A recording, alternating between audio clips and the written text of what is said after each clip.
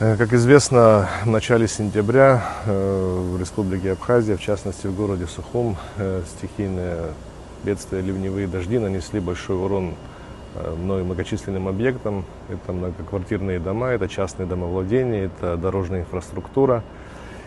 И наши братские регионы с Российской Федерацией, в частности Краснодарский край и Ханты-Мансийский автономный округ, предоставили посильную помощь в качестве стройматериалов для ликвидации стихийного бедствия.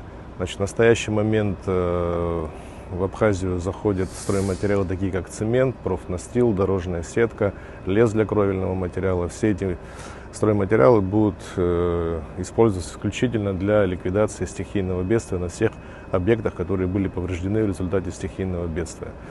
В связи с этим хочется поблагодарить руководство Краснодарского края, Ханты-Мансийского автономного округа в предоставлении количества материалов, необходимого для ликвидации стихийного бедствия. Все эти материалы будут использованы для ликвидации, точнее для ремонта поврежденных объектов на территории города Сухум. И в связи с этим администрация города выражает сердечную благодарность за предоставленные материалы.